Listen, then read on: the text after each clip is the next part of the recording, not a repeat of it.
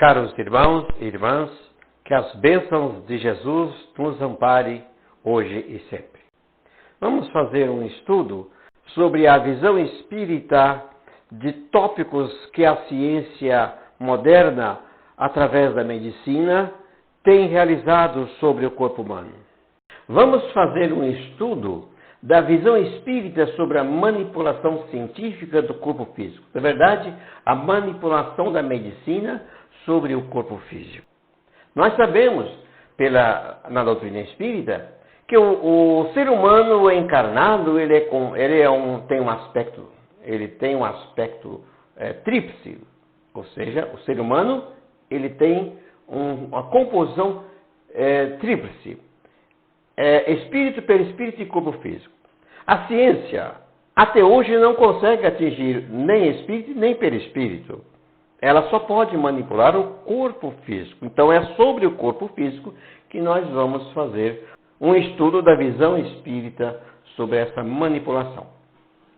Também, desde Kardec, nós sabemos que a doutrina espírita tem tríplice aspecto. Ela é uma ciência que estuda e explica os fenômenos da natureza. Ela é filosofia, aquela ciência que indaga e esclarece o que somos, o que estamos aqui fazendo e para onde vamos. Mas também ela é religião, que transforma e sublima a natureza humana no sentido de fazê-la progredir na direção de Deus. Esse tríplice aspecto da doutrina é referenciado por Emmanuel na seguinte frase: não será justo em nosso movimento libertador da vida espiritual prescindir da ciência que estuda, da filosofia que esclarece e da religião que sublima.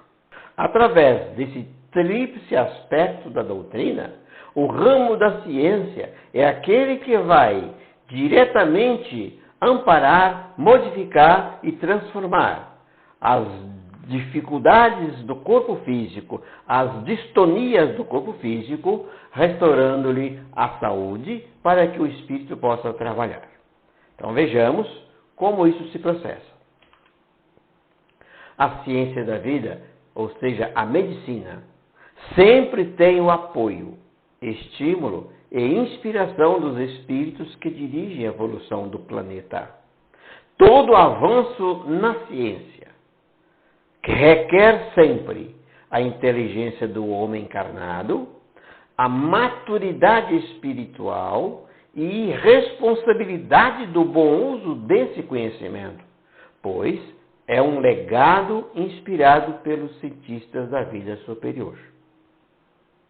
Emmanuel, no livro Plantão de Respostas, assim afirma: a espiritualidade inspira e acompanha os progressos da ciência, e os pesquisadores não conseguem realizar o que não tem apoio nos laboratórios do infinito. Isso quer dizer que tudo que a ciência faz, tudo que a ciência trabalha para a recuperação da saúde do corpo físico, já foi realizado nos laboratórios do mundo espiritual e permitido pela espiritualidade superior para que aquele conhecimento se materializasse na Terra.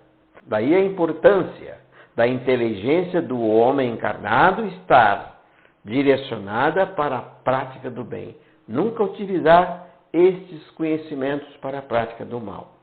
Isto é a esperança dos espíritos superiores quando permite a materialização de avanços na ciência e na medicina.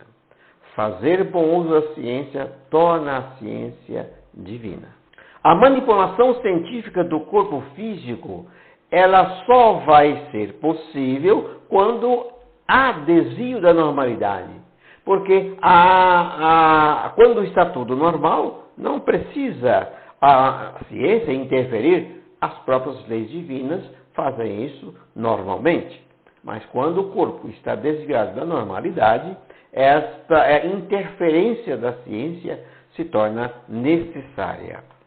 Nós vamos abordar essa manipulação do corpo físico em dois aspectos, para a reencarnação e para a cura de doenças. Para a reencarnação, nós iremos abordar dois tópicos, reprodução assistida e clonagem. Para a cura das doenças, iremos abordar também dois tópicos, engenharia genética e transplante de órgãos e de células. Não queremos dizer com isso que só existem esses 4 itens a serem estudados na manipulação científica do corpo físico. Não, nós iremos abordar só, dentre todos eles, somente esses 4. Vejamos então, a manipulação do corpo físico para a reencarnação. Nós sabemos que a gravidez normal ocorre em 90% dos casos. A gravidez normal acontece com a medicina ou sem ela. Isso é algo que não precisa se estudar, porque as próprias leis de Deus dirigem e controlam. Apenas 10% das gravidezes que acontecem no mundo todo ocorrem em casais inférteis. Nesse caso, é preciso interferência da ciência. Eles são inférteis por vários problemas. Isso sempre por problemas kármicos.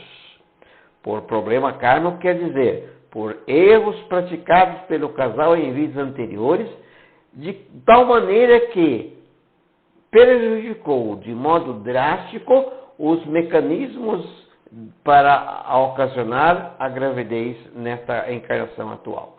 Por isso eles são inférteis.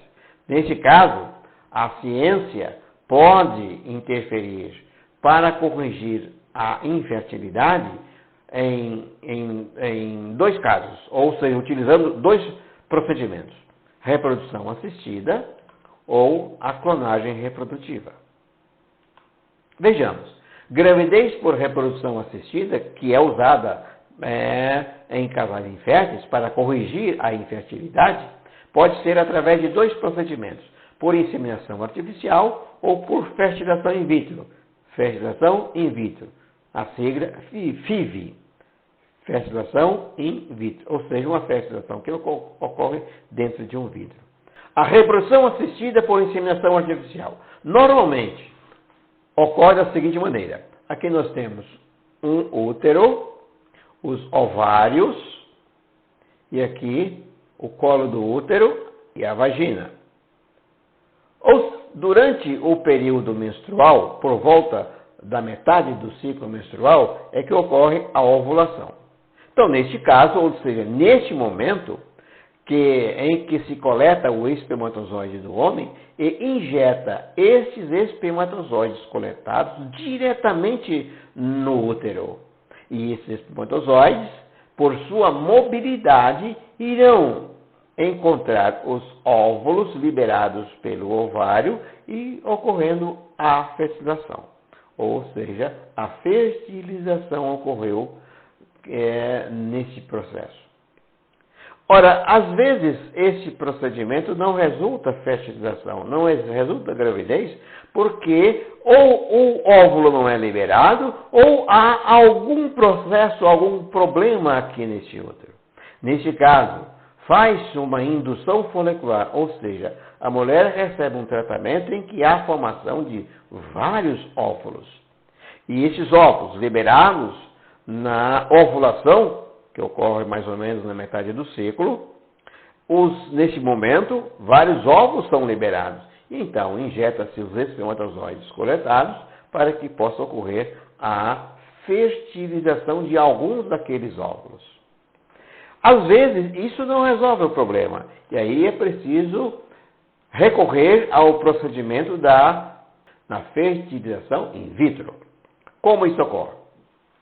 Aqui temos um esquema diretamente como normalmente ocorrem esses procedimentos. Primeiro, há uma indução folicular, do mesmo modo anterior. A mulher recebe um tratamento em que há formação e liberação de vários óvulos. Colhe-se esses óvulos, colhe-se o espermatozoide, junta óvulo coletado e espermatozoide coletado em um tubo de ensaio, e ali, óvulo e espermatozoide juntos, ocorre a fecundação. Fecundação in vitro, porque ocorreu dentro de um tubo de ensaio, de um vidro. Ali, este ovo agora, o óvulo fecundado agora se transforma em ovo. Ele é colocado em um meio de cultura para crescimento e divisão celular. Quando este zigoto, esse ovo, já tiver um tamanho de 100 a 150 células, que é a formação do embrião, ou o blastocisto, como queira dizer a ciência, nesse processo, ou neste momento, o médico implanta aquele blastocisto, aquele embrião, diretamente no útero. E ali, o útero, que já foi previamente preparado, recebe aquele embrião e ocorre a nidação, ou seja, a implantação do embrião na parede uterina. E aí a gravidez ocorre daí para frente normalmente. Se houve formação de vários embriões, aqueles que sobraram são congelados para posterior utilização. Então, recordemos, o embrião, que é o blastocisto, é aquele ovo que chegou a uma composição de 100 a 150 células, que é mais ou menos de 5 a 6 dias depois de fertilizado. Ele que será implantado ou congelado. Então, repetindo, após a fertilização, os embriões são examinados.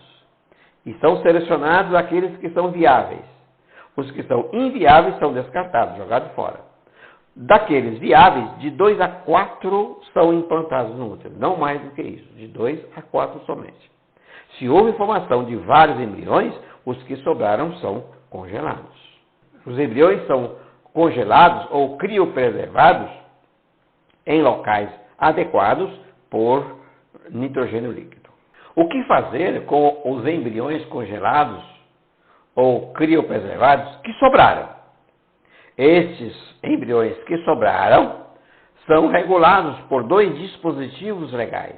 A Lei Federal de Biossegurança número 11.105, de 2005, e uma resolução do Conselho Federal de Medicina, a resolução 2013, de 2013, no artigo 5º, estabelece as normas que devem ser observadas para esses embriões congelados. O que fazer com eles? Eles podem ser reutilizados numa outra gravidez. O casal tem uma gravidez e agora quer ter mais outro filho. Então eles podem reutilizar aqueles embriões congelados. E isso se a mulher tiver menor do que 50 anos. Se tiver maior que 50 anos, isso não pode ser utilizado. Ou então, os embriões congelados podem ser doados para outras mulheres que querem engravidar. Ou, se nenhum desses 2 itens forem observados, eles podem ser doados para pesquisas. As pesquisas de células-troncos embrionárias. Mas somente se os embriões estiverem congelados após 3 anos. Ou então, se não foram doados para pesquisa e os embriões estiverem mais de 5 anos congelados, eles podem ser descartados, jogados fora. Se não forem utilizados numa gravidez, não forem doados para as mulheres, se forem doados para a pesquisa, temos que observar o seguinte: as pesquisas são realizadas em cima de células-tronco embrionárias. Para obter essas células-tronco embrionárias, tem que destruir o embrião. Porque essas células estão dentro do embrião. Para estudá-las, para utilizá-las como germinadoras de tecidos, para implante de células-tronco, é preciso destruir o embrião. Isto traz uma questão bioética crucial. O blastocisto já é um ser vivo? Os embriologistas afirmam que a vida começa na fecundação, ou seja, no momento da concepção, no momento em que o óvulo e o espermatozoide se fundem, que chamamos de fecundação, ali a vida começa. Na doutrina espírita, no Livro dos Espíritos, na questão 344, Kardec faz essa pergunta aos espíritos: em que momento a alma se une ao corpo? A resposta foi o seguinte, era um pouco longa, mas vamos utilizar a primeira parte. A união começa na concepção, ou seja, na fecundação, mas só é completa por ocasião do nascimento. Isso quer dizer que na fecundação já houve uma união do espírito com o blastocisto. Com isso nós podemos fazer a pergunta: tem um espírito ligado ao blastocisto? Na questão 344 nós vimos que a união começa na concepção. Seguindo a resposta, eles falam: desde o instante da concepção, o espírito designado para habitar certo corpo, a este se liga por um laço fluídico, que cada vez mais se vai apertando até o instante em que a criança vê a luz. Então, na concepção, já tem espírito ligado. Mas na questão 356 do mesmo livro, Kardec faz a pergunta: entre os natimortos, alguns haverá que não tenham sido destinados à encarnação de espíritos natimortos, aqueles que nascem mortos, ou seja, crianças que nascem mortas. Crianças que nascem mortas. Nesses, a resposta foi o seguinte: alguns há efetivamente a cujos corpos nunca nenhum espírito esteve destinado. Nada tinha que se efetuar para eles. Tais crianças, então, só vêm por seus pais. Então, na 344, afirma que na concepção já existe espírito ligado. Mas que naqueles crianças que nasceram mortas, alguns há efetivamente que não tinham nenhum espírito ligado ali. Então, nós temos o seguinte: de acordo com os espíritos da codificação, pode haver espírito ligado ao ovo, nos instantes logo após a fecundação. Mas também pode não haver, porque eles falaram, alguns há. Então, significa que pode haver espírito ligado ou pode não haver. Não há nenhum meio na ciência atual, no nosso plano encarnado, para saber se tem ou não tem espírito ligado ao embrião. Nós não temos na medicina nada que pode dizer para nós: nesse embrião tem espírito ligado, nesse embrião não tem espírito ligado. Não há essa possibilidade. Portanto, se não existe espírito ligado ao blastocisto, ele pode ser destinado à pesquisa ou descartado, sem problemas espirituais. Mas se existe espírito ligado ao embrião, ao destruirmos o blastocisto, podemos estar destruindo uma vida, provocando um aborto, cometendo um crime pelas leis divinas. Portanto, se a questão é de incerteza, o blastocisto deve ser contemplado com o benefício da dúvida e ser preservado. Este é o posicionamento da doutrina espírita e é também o posicionamento da Associação Médico Espírita do Brasil. Nada existe por acaso.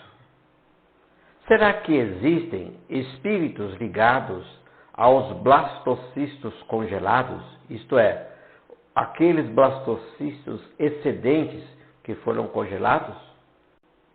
Se existe espírito ligado ao blastocisto, que tipo de espírito está ali ligado? Que tipo de espírito pode ser ali ligado? Isso é apenas teoria. Podem ser espíritos voluntários kármicos, que quer dizer isso?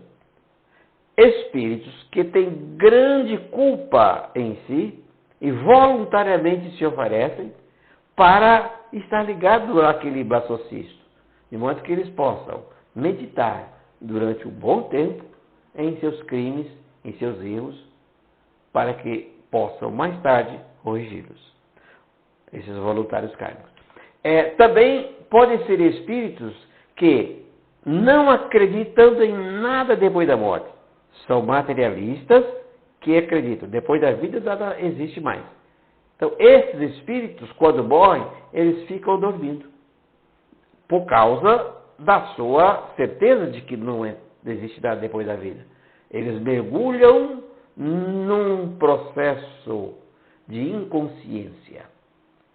São chamados os semimortos. Lá no livro Os Mensageiros, André Luiz define e faz uma descrição desses espíritos, os que dormem. Também pode ser aqueles espíritos ovoides que a espiritualidade, coletando esses ovoides, ligam-os a esses blastocistos que irão ser congelados até que eles possam ser retornados à forma humana. Ou então pode ser espíritos que eles estão escondidos. Isso quer dizer, espíritos, grandes devedores da lei de Deus, que são terrivelmente perseguidos por vingadores, e a bondade divina permite que eles sejam escondidos nesses espíritos, ou nessas formas de blastocisto, até que possam ser preparados para uma futura encarnação. Entretanto, isto é apenas teoria. Nós não sabemos de modo algum se existe espírito ligado ao blastocisto, que tipo de espírito ali estão. Não sabemos. Nada existe de concreto nesse tipo de estudo. Ao preservarmos, por criopreservação, o blastocisto, isso não resolve a questão bioética. O que fazer com eles após 3 anos? Porque a lei permite, após 3 anos, pode ser doado à pesquisa ou pode ser descartado. E se existe espírito ligado ali, o que fazer?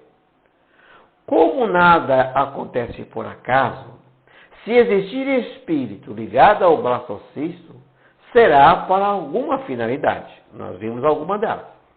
Acreditamos que após 3 anos em confinamento, os motivos pelos quais um espírito ficou ali ligado no blastocisto congelado já tenha cumprido a sua finalidade. E, se houver descarte ou doação para a pesquisa, a espiritualidade irá retirar esses espíritos e não imputar aos responsáveis as sanções pertinentes. Isso, entretanto, é uma opinião pessoal, porque nós não temos nada escrito de pesquisa ou posicionamento dos espíritos superiores sobre isso. É uma opinião pessoal. Para solucionar esse problema religioso e bioético de espírito ligado ou não ao blastocisto, faz-se o congelamento de ovos ou dos espermatozoides. Veja, óvulos seguramente não tem nenhum espírito ligado a ele. Espermatozoides também não existe nenhum espírito ligado a eles.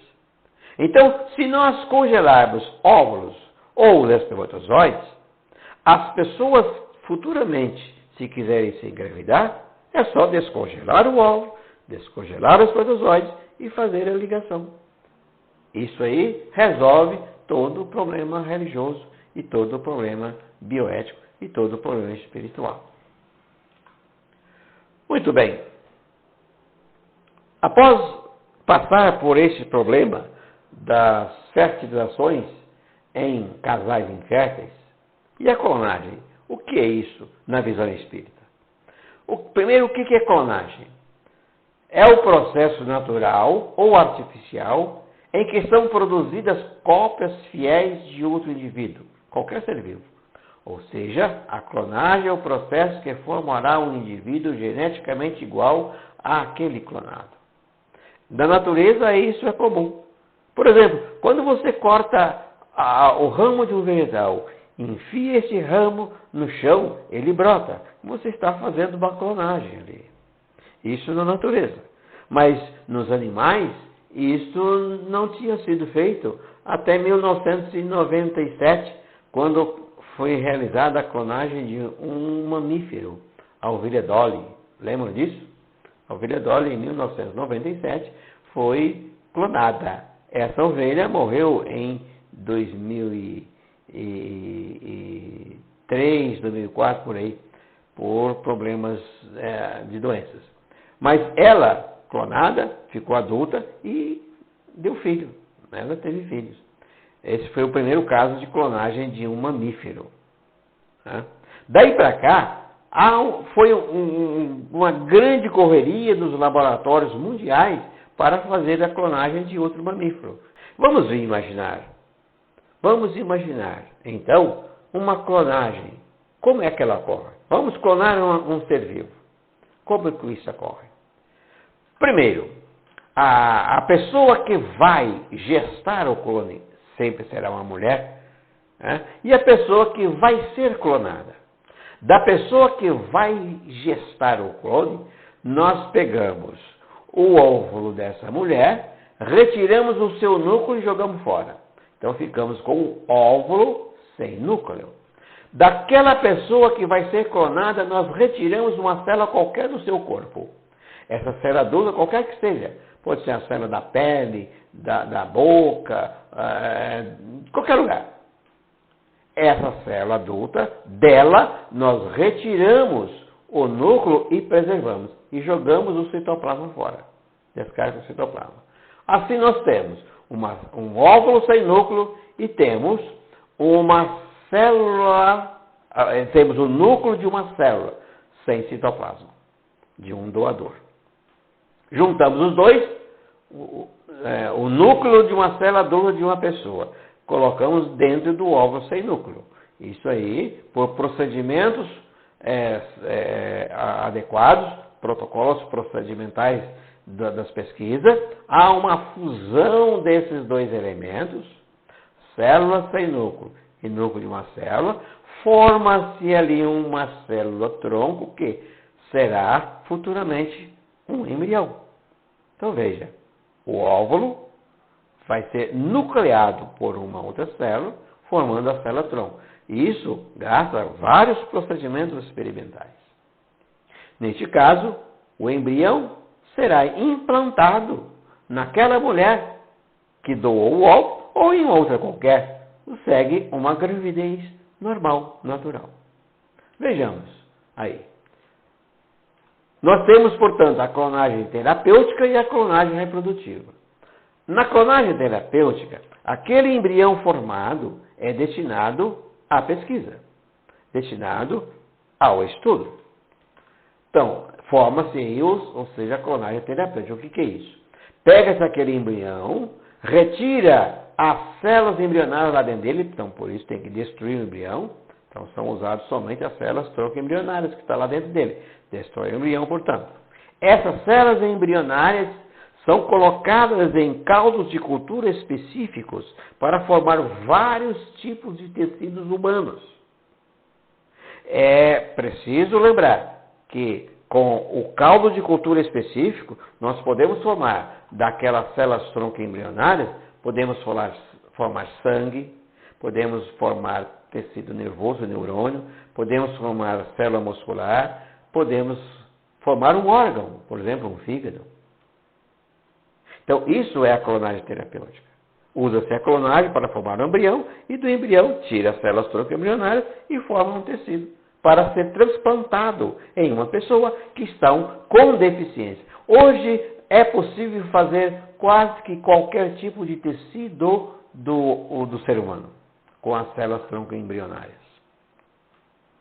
Mas se a clonagem for utilizada para a reprodução, ou seja, clonagem reprodutiva, que é eticamente proibida do ser humano, aquele embrião ou aquele blastocisto é implantado em um útero e a reprodução ocorre naturalmente.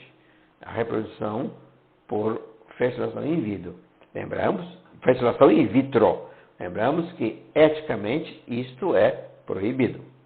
Não, teoricamente não ocorreu ainda, mas há notícias de que já houve clones formados. Ora, o que se utiliza, portanto, na clonagem mais importante é a clonagem terapêutica. Isto nos leva a uma esperança muito grande de vários tipos de doenças. Vários tipos de doenças. Uma esperança que tem alimentado as pesquisas no mundo inteiro, a clonagem terapêutica. Um outro tipo de interferência na saúde humana é a chamada engenharia genética. O que é isso? é um processo mediante o qual o gene de um ser vivo é modificado, corrigindo um defeito, ou é inserido em outro organismo, além de outros procedimentos, visando a construção de novas formas ou produção de substâncias. Vamos recordar. Os cromossomas de cada pessoa são elementos que estão dentro do núcleo. Esses cromossomos, eles são o que nós chamamos de ADN ou DNA, ácido desoxirribonucleico, ou em inglês DNA. Dentro do DNA existe aquilo que chama gene ou gene, que é um pequeno pedaço do DNA. No ser humano, nós temos mais ou menos cerca de 19 mil genes. É muita coisa.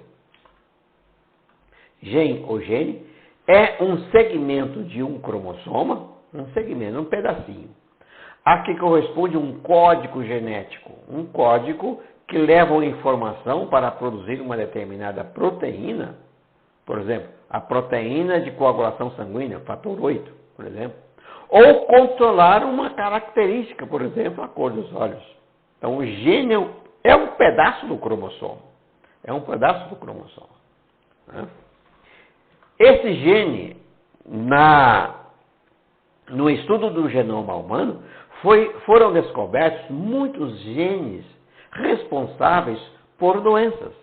Então, na estrutura genética do ser humano, pode haver genes que têm ali responsabilidade na eclosão de doenças. Existem muitas doenças. Aqui nós citamos algumas. Hemofilia de vários tipos, algumas síndromes neurais, anemia hemolítica, anemia que destrói o sangue, cegueira, distrofia muscular, ou seja, os músculos vão se degenerando. São inúmeras doenças. A geniterapia ou terapia gênica procura descobrir o gene doente e curá-lo ou modificá-lo. A cura dessas doenças por manipulação desses genes. A questão crucial na genética hoje não é o que pode ser feito, e sim o que deve ser feito com responsabilidade, bom senso e ética. Porque a genética avançou tanto que ela pode reprogramar um ser humano completamente. Mas a responsabilidade, o bom senso e a ética não permite que isso aconteça. Ora, então, a geniterapia permite que um gene doente, aqui, nós podemos tirar desse gene e no seu lugar colocar um gene sadio. Isso é a engenharia genética ou geniterapia. Aí o cromossoma fica curado. Hoje, vários tipos de cânceres podem ser detectados estudando o genoma de uma pessoa. Entretanto, o estudo do genoma de uma pessoa que vai descobrir ou vai mostrar que a pessoa pode ou não ter algum tipo de doença é algo que eticamente não pode ser feito rotineiramente.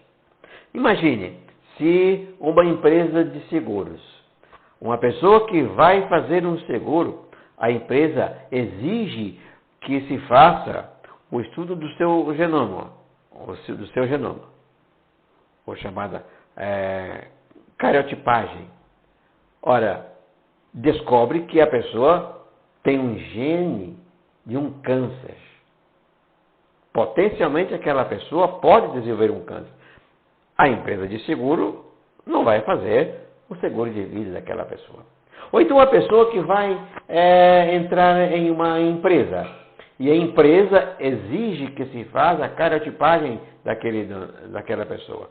Ou seja, o estudo do genoma daquela pessoa. E o estudo mostra que a pessoa pode ter uma doença cardíaca, uma doença qualquer nos rins, ou um câncer rápido. A empresa não vai contratar aquela pessoa porque rapidamente ela vai adoecer e a empresa vai ter que arcar com essas despesas. Então, o estudo do genoma de uma pessoa não pode ser usada para fins de emprego ou por alguns fatos ou algumas situações nas empresas. Eticamente é proibido. Isso se tornou leis que protegem as pessoas. Mas nada impede de alguém querer fazer a sua carotipagem, o estudo do seu genoma. Recentemente, uma atriz cinematográfica fez a carotipagem de suas células e constatou que ela poderia ter um câncer de mama. Possibilidade de ter câncer de mama. O que ela fez? Fez uma extirpação de suas mamas. Olha que absurdo. Mas, cada um é livre para fazer o que quiser, não é isso?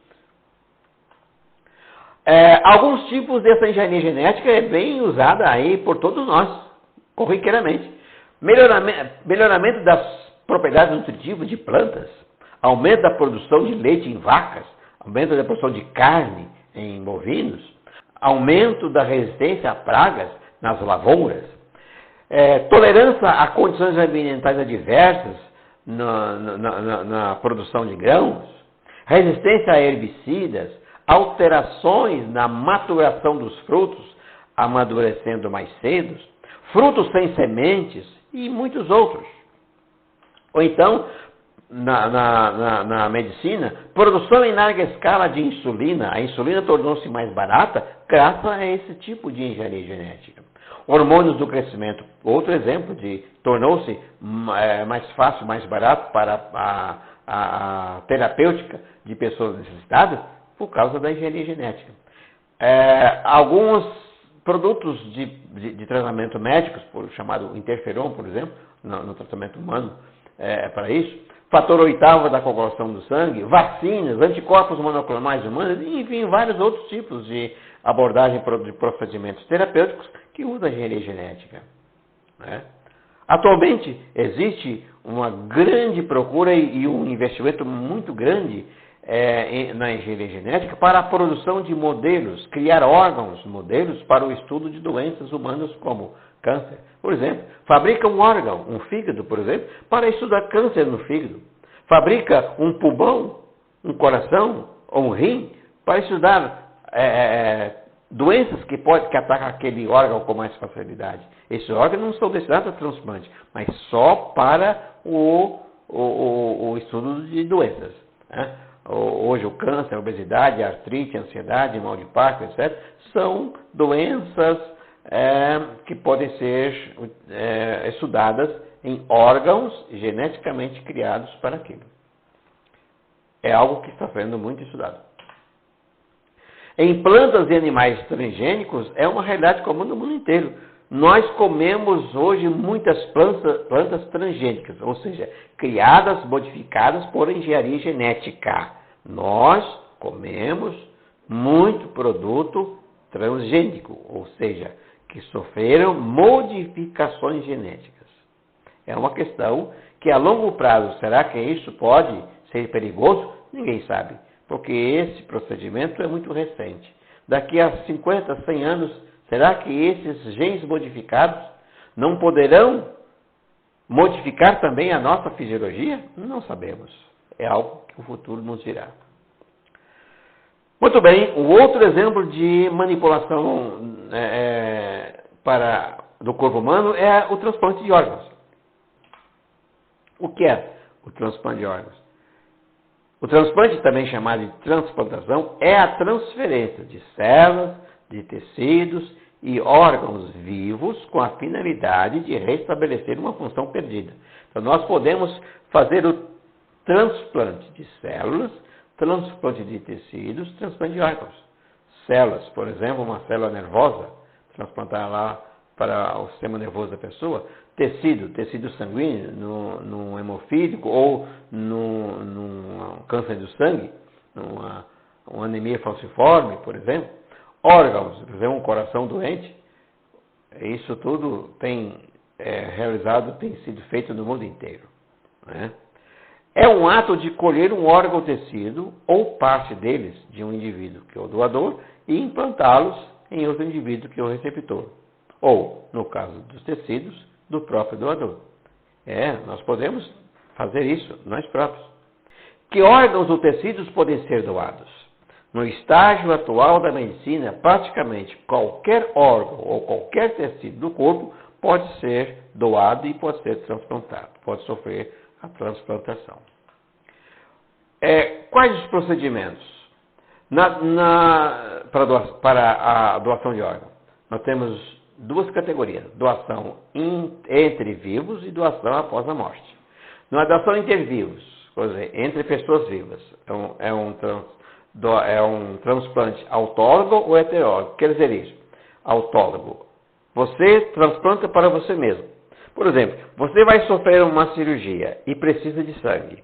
Então você tira seu sangue e o laboratório faz a reprodução, a clonagem daquele sangue para que você possa receber o seu próprio sangue quando fizer a cirurgia.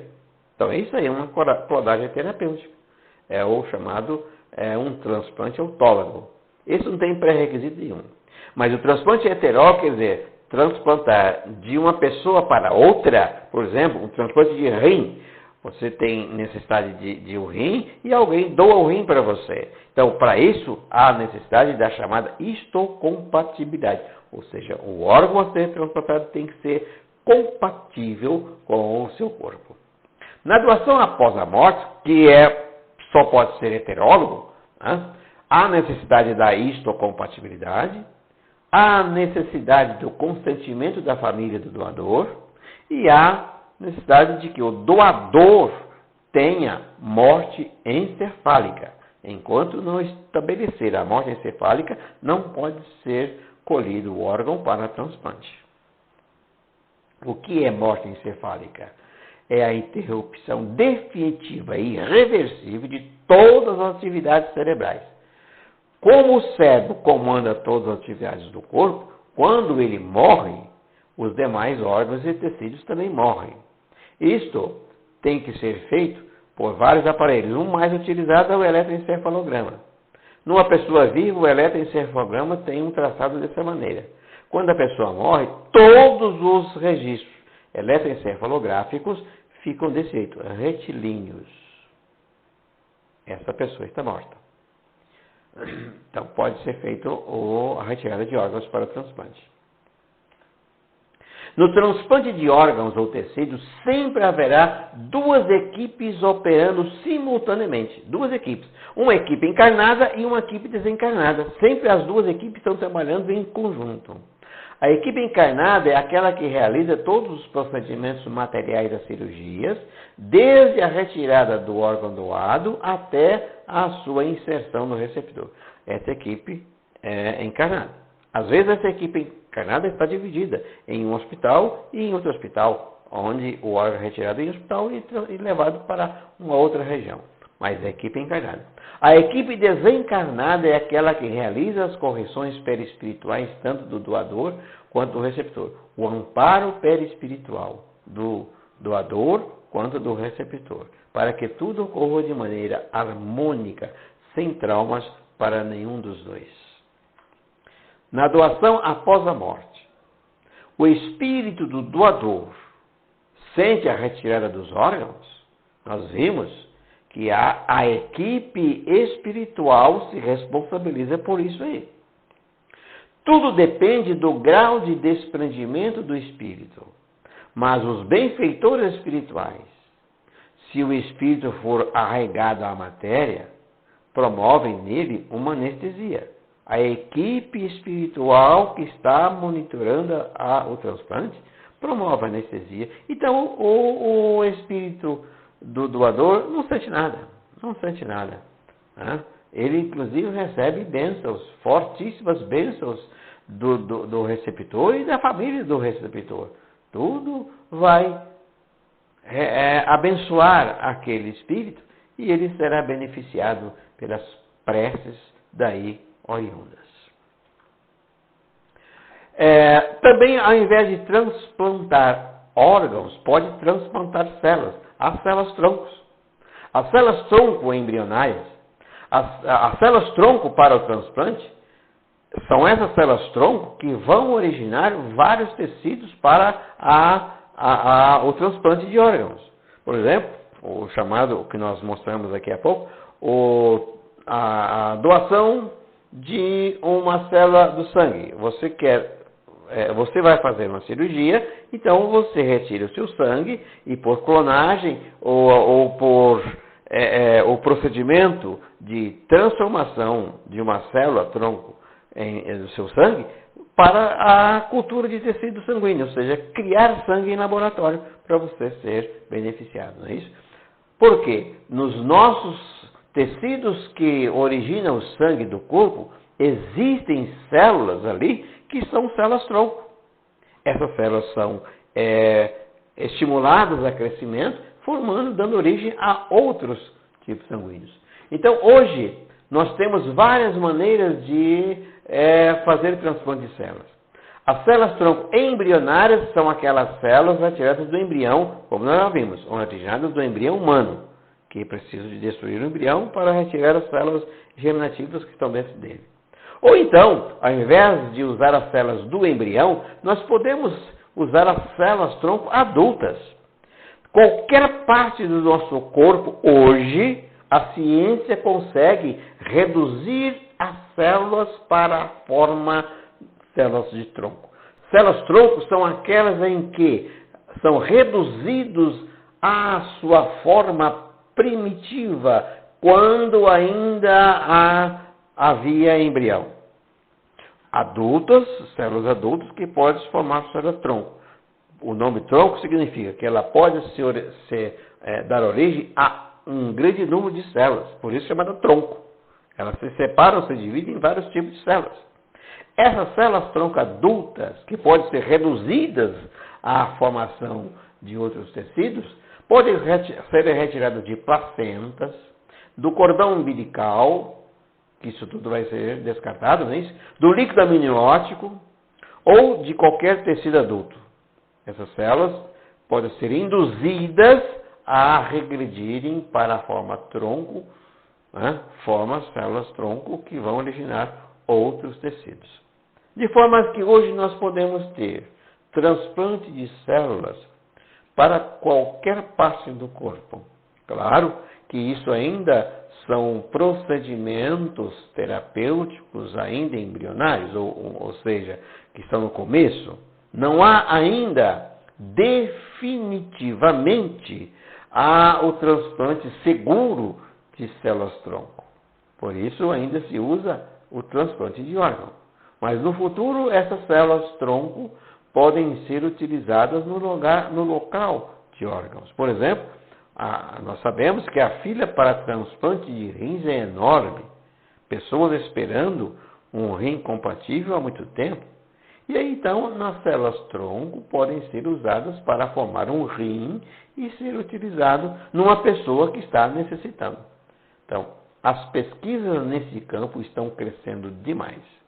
E nós teremos, com toda certeza, várias surpresas agradáveis para o futuro dos transplantes de tecido. Então, como fica a necessidade das doenças para a redenção humana, não é isso? Nós sabemos que as doenças são necessárias para as pessoas modificarem a sua evolução.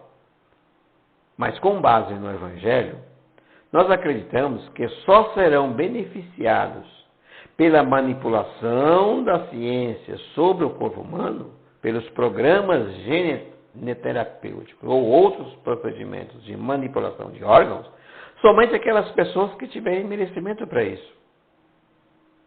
Se não tiver merecimento, nada é feito. Por isso que temos inúmeros insucessos, desde a fecundação in vitro, o que nós vimos nos canais estéreis, até os transplantes de órgãos que não dão certo, nós temos inúmeros insucessos.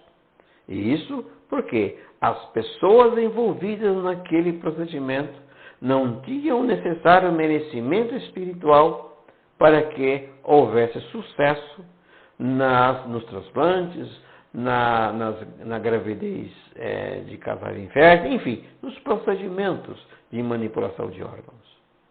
Se houver merecimento, porque a lei de Deus é clara, a cada um segundo as suas obras.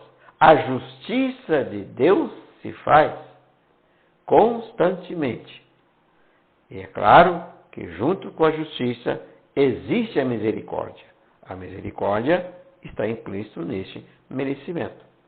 Por isso, nós temos esperança que à medida que as pessoas forem evoluindo, forem melhorando seus comportamentos, os sucessos dessa manipulação genética, manipulação desses procedimentos de transplantes, terão cada vez mais sucessos. Nós podemos observar que num planeta de expiação e prova, a evolução se realiza com ênfase na dor e no sofrimento. Nós sabemos isso. À medida que o planeta vai se transformando em regenerado, também vai se deslocando o mecanismo da evolução para o lado do amor. Os Espíritos nos falam que nós evoluiríamos ou pela dor ou pelo amor, ou por um campo ou pelo outro. A gente que escolhe a maneira de evoluir. Se for pela dor, nós sabemos que as doenças são indispensáveis para que isso ocorra. Se nós escolhermos o amor, mesmo que a doença chegue, ela não será um empecilho para a evolução. Deus, através da ciência, vai permitindo que haja a evolução deslocando para o lado do amor. Isso nós temos certeza disso, que num processo evolutivo, ou pelo dor, ou pelo amor, nós podemos sempre, à medida que vamos evoluindo, deslocando esse processo para o lado do amor. Isso vai acontecer. Paz a todos e obrigado.